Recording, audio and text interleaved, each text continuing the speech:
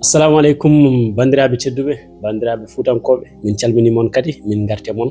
3STV Afrique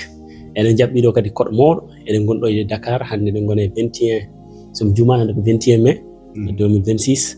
holmo jaɓɓiɗen ɗo ɓiɗɗo ɓokkinaji mo ganduɗa en wiye Aboubacry Samba Ba en calminimo en juurima Baba Bakry bisimilla ma assalamu aleykum wa rahmatullah. Aleykum salam Seydi Sarr. Ko adi foof amin jiiɗi kam poɗɗo no mani min mbawa fuɗɗodade mum yewtere taw min namdaki ɗum a wala carrière ma en tant que élève kalna min carrière ma en tant que étudiant voilà carrière ma kadi professionnel garna min hen tan mbaɗana min ɗum inchallah kalna bandiraɓe ganda tigui vraiment hande ko neɗɗo mawɗo gadduɗen ɗo ɗum noon bisimilla ma assalamu aleykum. A'udhu billahi minash shaitanir rajim. Seydi Sarr min ko welam hokkide bokkinaɓe walla bandiraɓe fof e haalde carrière am kadi ka bokkinaji kom bokkinaji sa ari haɗa posam question ngaji ɗiɗon ko welam e yam e yeddude Allah kadi men alhamdulillah rabbil alamin. Min koye elewaje adiɓe nadde école ɓokki ko hen jaami 1960 1960 minen goni élewaji premier élevage kam nadde école ɓokki ɓokki dañi école ko 1960 min mbima noon c'est ene wanno élevaɓe mais wona e ɓokki janggi wanno élevaɓe adiɓe toon mais janggi ko nande hayre en walla guure mawɗe jogui ɗon école ɓokki ko 1960 dañi école ko 1959 walla dañi école ɓe yimɓeɓe wuuro ngo wi kañumen ɗum noon yo ɓiɓɓe men yo jaah natoye école walalde won jabɓe won ɓe jaɓani ko nande baba men kañum mbi so ɓe jeeyi toon ɓokki ne wawi wasde dañde école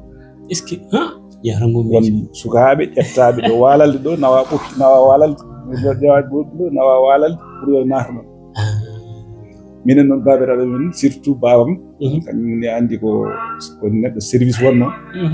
on e babam Adama en Adama bam Oumar Adama en eyyi kamɓe en babam Jagaya en ko wadɓe armée ne gandi so tawi ɓokkiraɓe sukaɓe men jeehi walalde tan sendentani e sendentake nanta école ha 1900 ɓen kamɓe 59 ɓokki 60 eyyi min naati ɗon damal galle men ɗo ay ɗo caali jakkaɓe ɗo wonno classe amen on classe kam no wayata ni ko classe ko caali Hunda bangeji nayyi fof Hunda waɗi damal saɗa ara so min gara min gaddata ko banguji amin Pogorle goto fof addo bangu ɗon haade amen dañde table uji ma ha lewru ha hirande woɗɗoni min fof dañi hirande premiére hitande kam premiére année ko ɗo min mbaɗi CIO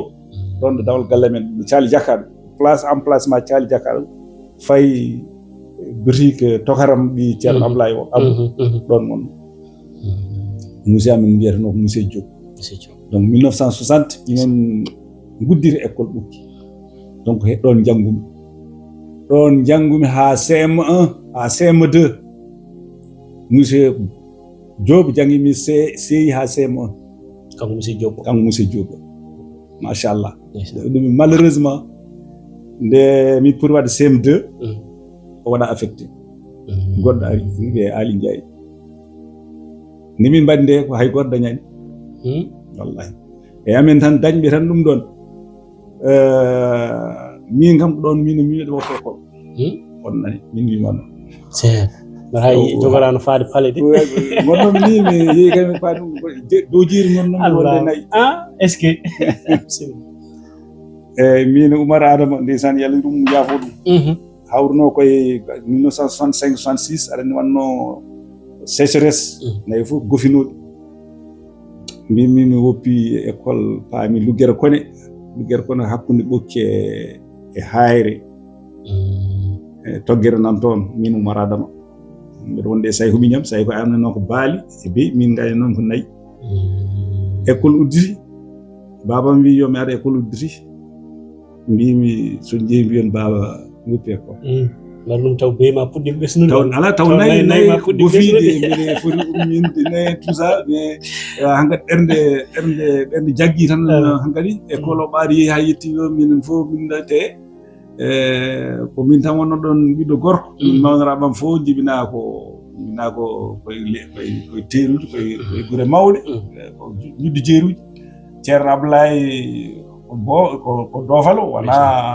ɗum ɗo ko min tan ɓurno ɗon kam mawnude ɓeyam ko sayko goddi fof ɓumiraw donc mbimi min koye nayi tan bawam ɗum mi funtimi nawimi ha ɓogge mi yeeɓani ko ɗum jiɗɗa mi soddanoma carte e tagga gonta gadde e gaynako ndege ko parnoɗo boyel wirtima ɗon e fay Matam so ari ko hen nannatami o fana mi ngara ndara kadi o wi somi woni toon mi dogat mi fata ɓokki nawi ko Thiès mawnom Sile toon janggi donc ene wayno CM1 kam seyi ha CM1 mi waɗi ɗum ɓokki CM2 o gartumi Thiès noon ɗon battumi CM2 e Thiès ko ɗon mbaɗmi étudiant jam donc mbiɗa yara e duuɓi 12 à peu près 12 12 donc ganmi ɗon han gandumi woppi gaynaka ɗon janggu ɗon janggumi ha dañƴi brevet am Allah e moƴƴere muɗum kadi mi waɗani chômé ni tan hirande mbaɗmi brevet ko nden hirande mbaɗmi concours mbaɗmi réussir concours holɗum concours CFP pour watte janggude nden école normale no wonno nden minen en Ali Siré en ma woni yaram men ɓen fof ndeysan kadi Abdou Karim en fof min presque minen potno nden kamɓe école normale ɗo ɗum ɗon école udditi mi waɗi concours o mi waɗama orienté seconde ma woyen gadimon dañde walla on min dañi hirande wotere minen dañi brevet hirande wotere presque minen fof ɗum kala so eyyi mais ɗon nde mbaɗmi concours waɗa réussir par ce que au niveau du Sénégal won ƴewnoɓe tan concours nde waɗa hen jeeyaɓe machallah hay orientation seconde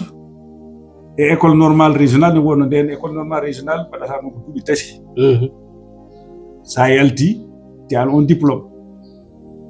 mawnam no joguino sehilaɓe jangguinoɓe korsinnoɓe ɓe mbi ya continue jangguide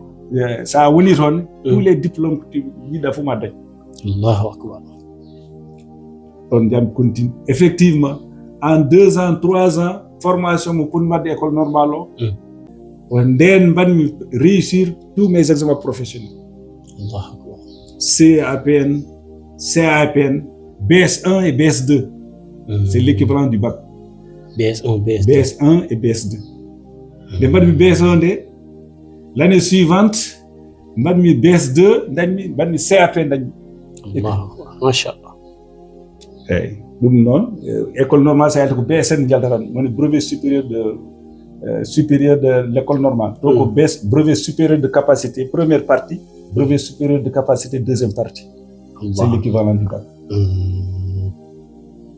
nde mbaɗami affecté ko Matam gadimi jangguinde mon poste d'enseignant comme directeur d'école wureni wiye Horko Ƴere wallahi mi toon duuɓi ɗiɗi e gummimi toon paami Mbacké no toon duuɓi ɗiɗi gummimi Mbacké paami Thiès gartuɗa Thiès kadi gartumi Thiès kadi wuuram en wayi ɗon battimi jusqu'en 76 nden kam salaire mon mbarene en way machallah départ ne jaltuɗa sen départ ne jaltumi aɗa andi waɗi ko par grade sa woni stagiaire ngam ko stagiaire tant que waɗa ko titularisé salaire ma yarata noon mais sa dañi CAP surtout CAP déjà a waɗi titularisé dans le corps des instituteurs adjoints sa dañi CAP maintenant tu deviens titulaire dans le corps des instituteurs tu as la capacité de diriger diriger une école on a directeur d'école mais mon premier poste c'était comme directeur d'école parce que j'étais le seul le plus gradé au niveau de l'école 75-76 j'ai déjà mon CAP ngarmi Thiès j'ai été formateur des sukaɓe fotɓe jangguinde so jalti comme maître d'application ko Mamadou Penda wonno ko à Thiès Mamadou Penda ɗum wonno Mamadou Penda woni maître hadi wakko yaade enam ko maître d'application wonno ton waɗete former les janguinoɓe j'étais formateur des instituteurs en 79 j'étais déjà maître d'application d'autres Thiès le CFP tous les stagiaires je recevais je les formais en pédagogie ensuite inspecteur uji ngara en mbaɗa suivre les cours et bien effectivement on évalue donc nden kam jusqu'en 80 j'étais formateur ngarmi Thiès nde grève 80 le Sud-Est waɗi grève Sud-Est syndicat des enseignants du Sénégal c'était le plus syndicat ɓurnoɗo fort des syndicats d'enseignants j'étais le délégué de l'unité syndicale de oɗo syndicat écolaji ma boye joyi jeegom fof ko min wanno regroupé gonɗo syndicat fof taru ko gonɗo syndicat fof taru hen jeeɗa ko min wonno son délégué syndical alors ɗon noon en 80 tous les maîtres d'application c'est-à-dire tous les formateurs mbaɗɓe grève fof mbaɗa relevé ko hen jeeya ɓe mbaɗimi relevé mbaɗami affecté Dakar anan nden Dakar no musno surtout dañde logement et transport ɓe gandano min joom sam nden wonno ko Dakar donc ene wayno min gam mi tawti ɗum so tam Dakar 80 garmi Dakar gila 80 ha joni noon mi yaltani Dakar eyyi tous mes diplômes ɗi dañmi ɗo e Dakar ko fate en tout cas inspectorat eyyi ɗon noon min inspectorat o ko tous les enseignants uji gonɗi syndicat Sud-Est fof taw Sud-Est woni syndicat ɓurɗo ko jagdata min jinno des formateurs kadi min mbaɗata min formé inspectorat fof hen min mbaɗi préparé inspectorat kadi nden kala alhamdulillahi rabbil alamin min joguinowo mawɓe yinnoɓe jangguinde yinnoɓe janggude kadi ne puusmi min janggu ɗum waɗi concours garɗo fof sa waɗi sa welama tan Allah wallima yahat tan dañat ɗo min mbaɗi formé noon min mbaɗi formé des groupes nden Mamadou Ndoye en actuellement ancien ministre woni noon ministre chargé de l'alphabétisation kanko wonno nden secrétaire général du Sud-Est koye formateur les Mbaba Guissé en les Major Diouf en fof c'était non formateur kamɓe mbaɗi min formé machallah sur le plan syndical sur le plan même des partis politiques de l'opposition de la gauche ay LDN PITN andi jëfen nden ce n'était pas encore des partis légalisés Senghor jaɓano mais minen fof ko hen min jiyanno fof koye Sud-Est min mbaɗanno ha Senghor heɓɓiti wi Sud-Est wona syndicat c'est un parti politique ko parti politique